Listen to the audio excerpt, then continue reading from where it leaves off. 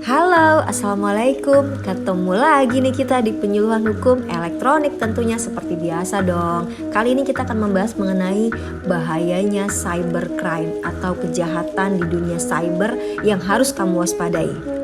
Tahukah kalian, berdasarkan data yang dirilis oleh Wikiar Social dan Hootsuite menyatakan bahwa sebanyak 94% penduduk Indonesia merupakan pengguna smartphone. Angka tersebut mengalahkan pengguna komputer yang ternyata hanya sebesar 66% saja. Dengan demikian, tentu ancaman kejahatan pada pengguna smartphone juga sangatlah besar, mengingat hampir semua aktivitas digital dilakukan dengan menggunakan smartphone. Telinga kita tentu sudah tidak asing lagi dengan namanya cybercrime. Perlu diketahui bahwa cybercrime adalah tindakan yang dilakukan pada teknologi internet, baik yang menyerang fasilitas umum di dalam internet ataupun kepemilikan pribadi. Cybercrime ini memiliki beberapa motif loh, yaitu bisa motif intelektual dan motif ekonomi, politik, dan kriminal. Motif intelektual berarti kejahatan yang dilakukan hanya untuk kepuasan pribadi dan menunjukkan bahwa dirinya memiliki keahlian di bidang teknologi. Pamer nih dia. Sementara motif ekonomi, politik, dan kriminal ini dilakukan untuk keuntungan pribadi atau golongan tertentu yang berdampak pada kerugian secara ekonomi dan politik di pihak lainnya. Kali ini saya ingin mengajak kalian untuk sama-sama aware dan mewaspadai beberapa jenis cybercrime atau kejahatan di dunia internet yang bisa saja kita temui baik di diri kita ataupun di orang-orang sekitar kita. Pertama, waspadai akan adanya pencurian data pribadi. Pencurian data pribadi merupakan kejahatan dengan cara mencuri data-data yang telah terekam dalam database perusahaan digital. Data tersebut nantinya akan disalahgunakan kepada pihak yang tidak bertanggung jawab seperti dijual dan lain sebagainya. Banyak aplikasi yang tersedia di internet dan kita install di alat elektronik kita, baik di ponsel ataupun di laptop. Nah, oleh karena itu, selalulah kita hati-hati saat memasang aplikasi di alat elektronik kita. Dan perhatikan akses yang diminta apa saja. Kejahatan ini diatur dalam pasal 35 Undang-Undang Nomor 19 Tahun 2016 tentang perubahan atas Undang-Undang Nomor 11 Tahun 2008 tentang informasi dan transaksi elektronik atau sering kita kenal dengan Undang-Undang ITE dengan ancaman penjara maksimal 12 tahun dan denda maksimal 12 miliar. Cybercrime yang lain adalah masuk tanpa akses. Ini adalah kejahatan yang dilakukan dengan cara memasuki atau menyusup ke dalam suatu sistem jaringan komputer ataupun smartphone secara tak sah, tanpa izin atau tanpa sepengetahuan dari si pemiliknya. Lebih mudahnya ini kita bisa ilustrasikan ini adalah kegiatan yang dilakukan oleh seorang hacker dengan cara melakukan kegiatan hacking terhadap suatu jaringan tertentu. Kejahatan ini diatur dalam pasal 30 Undang-Undang ITE dengan ancaman penjara maksimal 6 tahun, denda 500 juta rupiah. Mudah-mudahan kapok ya. Cybercrime ataupun kejahatan di dunia internet selanjutnya adalah konten ilegal yang merupakan kejahatan di mana ia memasukkan informasi ke internet tentang sesuatu hal yang tidak benar dan tidak etis, dan ini dianggap melanggar hukum atau mengganggu ketertiban umum.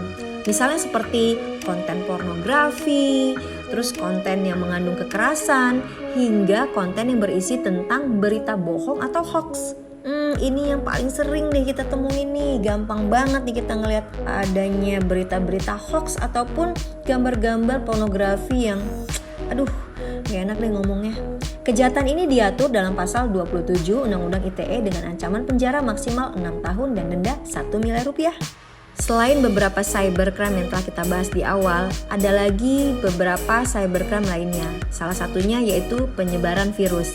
Penyebaran virus ini adalah virus komputer yang dapat menyerang sistem komputer atau smartphone kita dengan cara menyebarkan virus pada perangkat kita yang berdampak pada berkurangnya daya pada perangkat, atau kita bisa kehilangan akses terhadap beberapa data kita, atau yang lebih parah lagi adalah data kita bisa hilang blast begitu aja.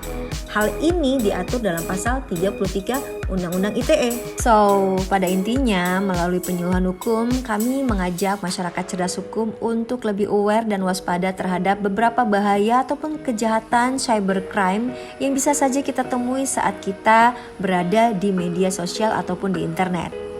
Anyway, by the way, Busway, ini ada beberapa tips yang mungkin bisa kita pakai agar kita bisa selamat dari cybercrime. Pertama, gunakan password atau kata sandi yang kuat. Selain itu juga, rajin-rajinlah kita mengganti beberapa sandi pada akun-akun penting kita secara berkala. Dan sangat direkomendasikan dalam membuat kata sandi, kita menggunakan atau mengkombinasikan antara karakter huruf, angka, dan simbol, sehingga tidak mudah ditebak dan diretas. Kemudian, selalu update security software atau keamanan software kita secara berkala, baik di gadget kita, di ponsel, di laptop, ataupun di tab kita. Ini berfungsi untuk menutup celah keamanan yang terdapat pada perangkat kita. Lakukan pula backup data kita agar data kita aman meskipun nanti misalnya apes-apesnya perangkat kita kena virus. Hal ini bertujuan untuk menyelamatkan data-data kita jika suatu hari terkena cybercrime dari orang-orang yang tidak bertanggung jawab. Ah ya, waspada itu sangat perlu. Jangan langsung percaya dengan setiap email, telepon, website, atau segala iklan yang bertebaran di internet. Dan tak kalah pentingnya, jaga selalu informasi pribadi kita agar tidak jatuh ke tangan orang yang nakal ataupun salah. Jika nggak terlalu penting-penting sekali, lebih baik jangan dimasukkanlah data-data pribadi kita yang penting ke dalam media sosial kita. Jika kita tetap ingin membagikan informasi pribadi kita, bagikanlah kepada orang yang terpercaya. Jangan cuma orang terdekat saja, karena orang terdekat belum tentu orang terpercaya. Dan jangan pula cuma karena alasan supaya kita banyak teman, lantas kita memasukkan semua data pribadi kita ke media sosial. Itu adalah kesalahan fatal. Ngobrolin soal banyaknya iklan dan tawaran yang menggiurkan di dunia internet, gunakanlah waktu untuk berpikir panjang dan matang dulu. Misalnya ketika ada tawaran menarik berupa free merchandise ataupun online sale, jangan terburu-buru mengambil keputusan. Santai aja dulu dan pelajari apa aja yang mereka tawarkan. Sayangnya hingga saat ini masih sering kita temui, bahkan masih banyak kasus kejahatan cyber yang tidak dilaporkan. Mulai sekarang, ayo kita jangan ragu lagi untuk melaporkan kepada pihak berwenang, khususnya untuk hal-hal yang berkaitan dengan eksploitasi seksual, pemerasan, penindasan, dan pencurian identitas. Dan sebenarnya masih banyak lagi loh cybercrime yang mungkin tidak saya sebutkan di sini.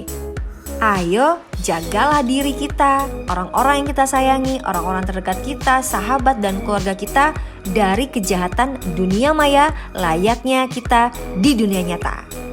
Semoga materi penyuluhan hukum online kali ini bermanfaat bagi kita semua. Sampai jumpa lagi di materi-materi selanjutnya. Salam cerdas, salam pembaharuan, dan kumham pasti. Wassalamualaikum warahmatullahi wabarakatuh.